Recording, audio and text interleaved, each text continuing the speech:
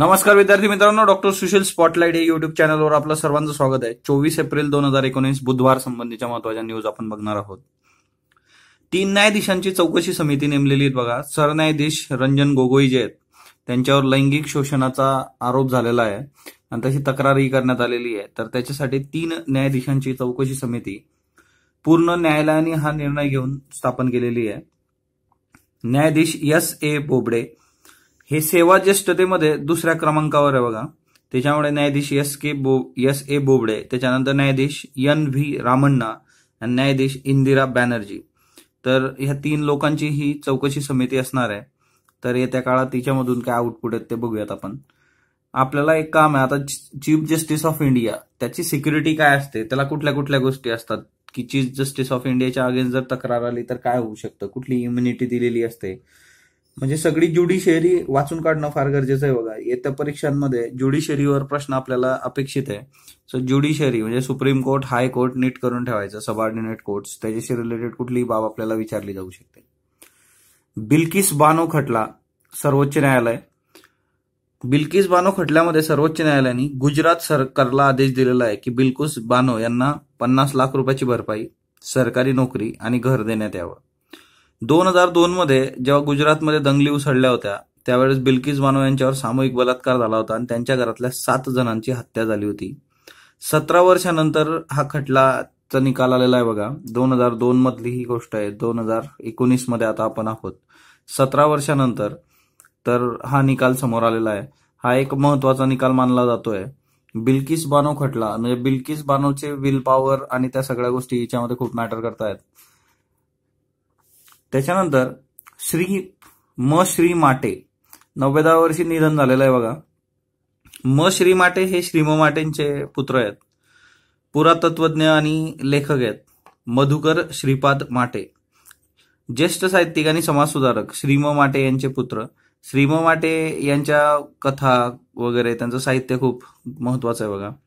डेक्कन कॉलेजमध्ये पुरातत्वशास्त्र विषयाचे ते प्राध्यापक होते। त्यांनी टिळक महाराष्ट्र विद्यापीठामध्ये शिकवलेलं आहे। संशोधनपर पुस्तकं कुठली कुठली श्रीम माटेंची? मराठा आर्किटेक्ट 1650 ते 1850 इसवी सन पूर्व, अतिताची लेणी, temples and legend of Maharashtra, Daulatabad report on archaeological investigative. तर ही पुस्तकं आहेत श्री माटे यांची संशोधनपर। तर हे महत्वाचं, श्रीम माटे यांचे पुत्र, त्याच्यामुळे ती जास्त महत्वाची बाब बनते। संपादकीयमध्ये तुमच्यासाठी खास ह्या आशयाचा लेख आलाय बघा। सगळे संपादकीय लेख जे आहेत ते दररोज आपण पोस्ट करतो आपल्या टेलिग्राम चॅनलवर, तिथून तुम्ही वाचू शकता। महाराष्ट्र टाइम्स मधले आणि लोकसत्ता मधले। समाज माध्यमातून आता हे तुमच्यासाठी खास काय संपादकीय लेख आहे की समाज माध्यमातून आपणच आपल्याबद्दल नाना तऱ्हेची माहिती देत असतो। त्यातून आपल्याला कोणत्या जाहिराती दाखवायच्या हे ठरतं। हे डेटा अनालिसिस आहे बघा। तुम्ही कुठली गोष्ट सर्च करता, म्हणजे तुम्ही एक गोष्ट ऑब्झर्व केली असेल, तुम्ही जर एखादी गोष्ट सर्च केली आहे युट्यूबवर सर्च केली असेल किंवा मग तुम्ही गुगल सर्च इंजिनला सर्च केलं काही, किंवा एखादी गोष्ट तुम्ही परत परत बघताय, फॉर एक्झाम्पल तुम्ही एखादा मोबाईल घ्यायचा आहे तुम्हाला, तो तुम्ही सर्च करताय, तर तुम्ही ज्या स्पेसिफिकेशननुसार गोष्टी सर्च केलेल्या आहेत तर ते तुम्हाला परत परत तुम्ही ज्यावेळेस नेट ओपन करणार तर त्या गोष्टी परत परत दाखवल्या जातील। आता हे कशासाठी असतं की हा डेटा असतो, कारण दुसऱ्या महत्वाच्या गोष्टी आपण ऍप पण डाउनलोड करतो काही, ते ऍप आपली माहिती घेतं बघा, आपला ईमेल आयडी हे ते, किंवा असे सर्वे पण असतात, तुम्हाला कुठला रंग आवडतो, हे आवडतं का, ते आवडतं का, असं तसं, आणि तिच्यातून ते काहीतरी तुम्हाला सांगतं की तुम्ही असे किंवा पुढे जाऊन तुम्ही ह्या पॉलिटिकल लीडरशी सिमिलॅरिटी तुमची वगैरे, ह्या सगळ्या याच्यातून आपण खूप काही आपल्याबद्दल समोरच्याला सांगतो आणि त्याच्यानुसार त्या डिटेलचा वापर करून ऍडव्हर्टाइजमेंट होते। तर ह्या सगळ्या गोष्टी महत्वाच्या आहे। त्याच्यानंतर पुढचं जे एडिटोरियल आहे ते खूप अग्रलेख जो आहे तो खूप महत्वाचा आहे, इराणी इशारा म्हणून। अमेरिकेने निर्बंध लादलेले आहेत, ते निर्बंध कडक केलेले आहे इराणवर। आता हे सगळं जे काय प्रकरण होते आपण बघूयात। आता अणुकरार जो होता, बराक ओबामा सरकार ज्या वेळेस होतं तेव्हा इराणशी अणुकरार करण्यात आला होता। अणुकार झालाय बघा, अणुकरार येतो। बराक ओबामा असताना आंतरराष्ट्रीय समुदायाच्या अनेक अटी इराणने मान्य केल्या होत्या आणि देशातली सर्व अणुऊर्जा केंद्र आंतरराष्ट्रीय परीक्षणासाठी खुली करण्यात आली होती। भारताच्या बाबतीत पण हे ज्या वेळेस होतं की आपल्याला युरेनियम पाहिजे होतं त्यावेळेस आपण केलं होतं की पीसफुल, पण आपले सर्वचे सर्व न्यूक्लिअर रिएक्टर काही आपण ओपन केले नव्हते. इथं हे सर्व न्यूक्लिअर रिएक्टर यांनी ओपन केलेत. आंतरराष्ट्रीय परीक्षण तुम्ही कधी करू शकता. हिच्यामुळे इराणचं जे काय अणुबॉम्ब बनवण्याचं स्वप्न होतं त्याच्यावर मर्यादा आली. आणि या बदल्यात मग इराणनी एक डील केली की आंतरराष्ट्रीय व्यापारांवर जे काही निर्बंध आमच्यावर लादले ते सगळे तुम्ही उठवा.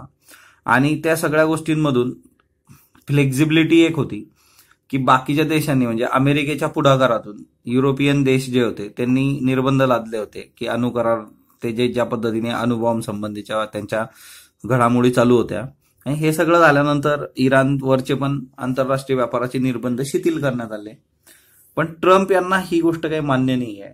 म्हणजे ट्रम्प यांचं एक तर क्लिअर आहे की सगळ्या युरोपियन देशांनी त्यांचं ऐकलं पाहिजे. आणि दुसरं की ह्या याच्यात ट्रम्प यांचं म्हणणं होतं की ही जी फ्लेक्झिबिलिटी दिली गेली होती इराणला, हा अमेरिकेचा पराजय व्हावा, अमेरिकेचा राष्ट्रवाद दुखावला जातो याच्यातून, आणि त्यांना हे मान्य नव्हतं. मग ट्रम्प यांच्या भूमिकेला विरोध आजच्या डेटमध्ये कोण करतंय? तर जर्मनी, फ्रान्स, इंग्लंड यांची इच्छा नाही की इराणवर निर्बंध लादले गेले पाहिजे, कारण याचा सरळ सरळ इम्पॅक्ट आंतरराष्ट्रीय बाजारात 100% होणार. आता भारतासह 8 देश होते, ते पण आपण बघूयात की ते 8 देश कुठले की ज्यांना 180 दिवसांसाठी इराणकडून तेल घेण्याची खास मुभा देण्यात आली होती अमेरिकेकडून. आता ती मुभा काही वाढवून देण्यात येणार नाही हे ट्रम्प यांनी स्पष्ट केलेलं आहे. आता इराणकडून भारत हा 30% तेल आयात करत असतो बघा आपल्या गरजेच्या. सर्वात जास्त तेल कुणाकडून आयात करतो आपण, आणि इराण हा किती नंबरचा देश आहे ते तुम्हाला कमेंट बॉक्समध्ये सांगाल, कारण काल आपण ते बघितलं होतं. यासाठी 120 दिवसात पैसे दिले तरी चालतात इराणला. म्हणजे इराणकडून आपण तेल घेतलं तर लगेच पैसे द्यायची गरज नाही. 120 दिवस म्हणजे जवळपास 4 महिन्यात जी आपल्याला मुभा असते तोपर्यंत आपण पैसे म्हणजे देऊ शकतो त्यांचे. अशी सवलत दुसऱ्या कुठल्या देशाकडून देण्यात येत नाही, किंवा इराणकडून ही देण्यात आलेली आहे फक्त की तुम्ही आज माल घेऊन जा आणि 4 महिन्यात कधी पैसे द्या, है ना. ही चांगली गोष्ट आहे ना आपल्याला. आणि भारतावर निर्बंधाचे काय परिणाम होऊ शकतात? एक, आपल्याला आंतरराष्ट्रीय बाजारात महागडं तेल खरेदी करावं लागेल. ऑलरेडी आता प्रति बॅरल $73 झालाय रेट, तो वाढत जाऊ शकतो.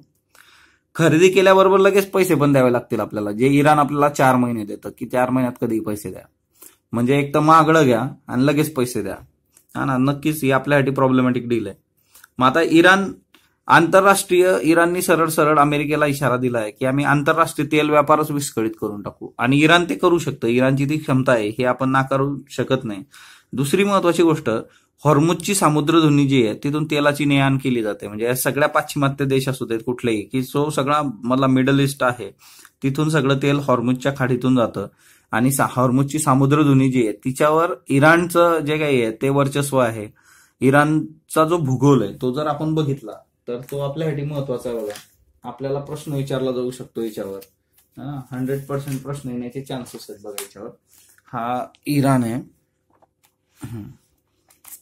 ओके, हा इराण आहे. आपण बघितलेला होता बघा इराण, इरबुस माउंटेन बघितलं होतं, हे झारगोस माउंटेन होतं. ओके, आता ही स्ट्रीट ऑफ हॉर्म्यूज आहे बघा, हा सगळा इराण. हे इकडचे जे देश आहेत सगळे आपले नॉर्थ ईस्ट इकडून सगळा येतं, इराक वगैरे, सौदी अरेबिया. तर हे जे तेल आहे, आता सौदी अरेबिया आहे, हा इराक आहे. आता हे जे तेल येणार आहे हे तेल इथूनच वाहून न्यायचंय तुम्हाला. स्ट्रीट ऑफ हॉर्म्यूज हे कोणाच्या आधिपत्याखाली सगळा भूगोल बघितला तर इराणचं इथं वर्चस्व आहे, आणि इराण इथं जहाजं थांबवू शकतं. आता याच्यासाठी युएसची नेव्ही तयार आहे कधी पण, की तुम्ही जर अशी गडबड केली तर युएसची नेव्ही येणार. पण मग आता त्या सगळ्या गोष्टी प्रॉब्लेमॅटिक आहेत. त्याच्यानंतर हे पण लक्षात ठेवा की हे 3 देश आता आपण बघतोच इराण, तर इथं बंदर अब्बास आहे. हे एक लक्षात ठेवा बघा इराणच्या बाबतीमध्ये, की बंदर अब्बास हे इथं स्ट्रीट ऑफ हॉर्म्यूजला, हे महत्वाचं आहे, हे विचारलं जाऊ शकतं. आणि हे 3 देश आहेत, आता आपण ओपनच केला मॅप, तर कॅप्सियन सी आणि ब्लॅक सीच्या मध्ये जॉर्जिया, अर्मेनिया आणि अझरबैजान. ब्लॅक सी आणि कॅस्पियन सीच्या मध्ये असणारे 3 देश, जॉर्जिया, अर्मेनिया, अझरबैजान, हे 3 देश नीट लक्षात ठेवायचे. आणि इब्रुस माउंटेन आणि झारगोस माउंटेन इराण मधले, ते लक्षात ठेवा. आता तुम्ही जर हे बघितलं तर हे बघा, हा सगळा मिडल ईस्ट जर बघितला तर हा इराण आहे. आणि हे सगळे देश बघा, इराक, सौदी, म्हणजे इथून जर तुम्हाला हा असेच पाहिजे असला तर तो इथूनच आहे इराण थ्रू. त्याच्यामुळे मग तो मेजर इश्यू आहे येत्या काळामध्ये. मग त्याची पण जगाने दखल घेणं गरजेचं आहे, अदरवाईज ते सर्वांसाठी प्रॉब्लेमॅटिक होणार. दुसरी महत्वाची गोष्ट की हे 8 देश कुठले कुठले होते बघा. ज्यांना सवलत दिली होती अमेरिकेने. याच्यामध्ये चीन आहे, भारत आहे, जपान आहे, दक्षिण कोरिया आहे, तैवान आहे, तुर्की आहे, इटली आहे आणि ग्रीस आहे. हे 8 देश होते, यांना ही सवलत होती. दुसरी महत्वाची गोष्ट की या सगळ्या याच्यामुळे ऑलरेडी आता अमेरिकेच्या ह्या सगळ्या गोष्टींमुळे इराणचा जो तेलाचा व्यापार आहे तो अफेक्ट झालाय बघा. 25 लाख बॅरल्स जे हे होतं त्यांचा डेलीचा जो काही व्यापार होता तो आता 15 लाख बॅरल्सवर आलेला आहे बघा. 25 वरून 15 लाख. तर हे नक्कीच प्रॉब्लेमॅटिक आहे. भाव वाढणार बघा आंतरराष्ट्रीय मार्केटमध्ये. ह्या 3 गोष्टी लक्षात ठेवायच्या बघा. हे ऑलरेडी युपीएससी प्रिलिम्सला एकदा विचारलं गेलेलं आहे. हे रेट आहेत बघा. ब्रेंट क्रूड ऑल ओव्हर वर्ल्डमध्ये याच्यात जास्तीचं हे केलं जातं. ब्रेंट क्रूड हा जो आहे. दुसरं आहे West Texas intermediate, WTI. West Texas intermediate जे काही युएस मधून जे काही प्रोडक्शन होतं ऑइलचं त्याच्यासाठी जो रेट लागतो तो वेस्ट टेक्सास इंटरमिजिएट. नाही सिंपल लँग्वेजमध्ये एवढं लक्षात ठेवा. याच्या खूप डिटेलिंग मध्ये जायची गरज नाही आपल्याला. दुसरं असतं दुबई ओमान रेट, जो काही मिडल ईस्ट आहे तिथून जे काही तेल येत आहे ते दुबई ओमान रेट तिथं लागतो. पण सर्वात जास्त जो जगभरात आहे तो ब्रेंट क्रूड. हे 3 प्रकारचे रेट आहेत बघा. तर हे नीट लक्षात ठेवायचे. पुढचं जो हे आरोग्याचा प्रश्न राजकीय. आरोग्यावर जो खर्च केला जातो तो म्हणजे मतदार आणि त्या संबंध लिहिलं होतंय. भारताच्या बाबतीमध्ये जीडीपी 1.1% आहे, जो मागास देशांमध्ये 5% आहे बघा. 2022 पर्यंत तो 2.5% नेण्याचं लक्ष आहे आपलं. दररोज किंवा आठवड्यातून 174 मातांचा बाळांना जन्म देताना किंवा त्यानंतर मृत्यू होतो बघा. म्हणजे रोज होईल किंवा बाळाला जन्म दिल्यानंतरच्या 1 वीकमध्ये. मॅटर्नल मॉर्टॅलिटी रेट जो आहे तो 1 लाखाला मोजला होतो. मॅटर्नल मॉर्टॅलिटी रेट हा 2030 पर्यंत आपल्याला आणायचा आहे. लहान बालकांचा विचार केला तर 1000 पैकी 40 बालकं जी आहे ती पहिल्या वाढदिवसाच्या आधी म्हणजे 1 वर्षामध्ये किरकोळ कारणांनी त्यांचा मृत्यू होतो. 1000 पैकी 40. 50% बालकं जी आहे ती कुपोषित आहेत बघा. पाकिस्तानमध्ये 32% बालकं कुपोषित आहे. 5 वर्षाखालील 10% बालकं हे तीव्र कुपोषणाचा शिकार झालेली आहेत. 50% बालके कुपोषित. पाकिस्तान 32% बालकं कुपोषित आहे. म्हणजे पाकिस्तानची कंडिशन बरी आहे आपल्यापेक्षा. 5 वर्षाखालील 10% बालकं हे सिव्हिअर मालन्यूट्रिशन, कधी त्यांचे मृत्यू होऊ शकतो. फिजिकल हेल्थ हे खूप महत्वाचं आहे. जर फिजिकली फिट असतील नागरिक तरच तर राजकोषीय खर्च जो आहे तो कमी होईल आणि ते फिजिकल हेल्थसाठी चांगलं असतं. चालू दशकाचा विचार केला तुम्ही तर हृदयरोग, मधुमेह, कर्करोग आणि पक्षाघात हे 4 आजार आहेत बघा. देशाचे $236 अब्ज याच्यावर खर्च होतात. म्हणजे 18.5 लाख कोटी नुसते हृदयरोग, मधुमेह, कर्करोग आणि पक्षाघातावर खर्च करतो आपण. डॉक्टर गगनदीप कांग ह्या महत्वाच्या. यांच्यावर 101% प्रश्न येण्याचे चान्सेस आहे. का तर पहिल्या भारतीय शास्त्रज्ञ आहेत, महिला शास्त्रज्ञ, ज्यांना रॉयल सोसायटी ऑफ लंडनचं फेलोपद मिळालेलं आहे. 1916 मध्ये रॉयल सोसायटी ऑफ लंडनची स्थापना झाल्यानंतर 1945ला पहिली महिला फेलो आली होती आणि आजवर 133 झालेल्या आहेत बघा. डॉक्टर गगनदीप कांग जे आहेत या रोटा विषाणूमुळे, जो रोटा व्हायरस असतो त्याच्यामुळे भारतात दरवर्षी 1 लाख लोकांचा मृत्यू होतो. त्याच्यावर तोंडावाटे देता येईल अशी लस त्यांनी शोधून काढली. फेलोशिप त्यांना आजपर्यंत कुठल्या कुठल्या मिळाल्या आहेत तर Royal College of Pathologists London, Indian Academy of Sciences, Indian National Science Academy, woman bioscientist of the year 2006 पण त्यांना मिळालेलं आहे. उद्या म्हणजे 25 एप्रिलला दुपारी 3 वाजता युपीएससी जीएस अनालिसिस आणि एक्सपेक्टेड क्वेश्चन्स फॉर 2019 असं आपलं लेक्चर आहे. तर ओपन टू ऑल आहे. ज्यांना शक्य असेल त्यांनी नक्की अटेंड करा. अरुणाचल प्रदेश आपण बघणार आहोत बघा. अरुणाचल प्रदेश ऑलरेडी एकदा बघितला होता पण आपण सगळे नॉर्थ ईस्ट स्टेट आता केले आहेत बघा. तर तिच्यामध्ये अरुणाचल एक बाकी होता, तो आपण बघून घेऊ. अरुणाचल प्रदेश तुम्ही जर पॉलिटी बघितली तर आर्टिकल 371H हा अरुणाचल प्रदेशला स्पेशल स्टेटस देतो बघा. अरुणाचल प्रदेशमधून महत्वाच्या गोष्टी कुठल्या आहेत तर रिव्हरची जर गोष्ट केली आपण तर ही मानस रिव्हर तुम्ही बघू शकता, कामेंग रिव्हर इथं आहे, सुबनसिरी रिव्हर इथं आहे, दिहांग रिव्हर इथं आहे, दिबांग रिव्हर इथं आहे. त्याच्यानंतर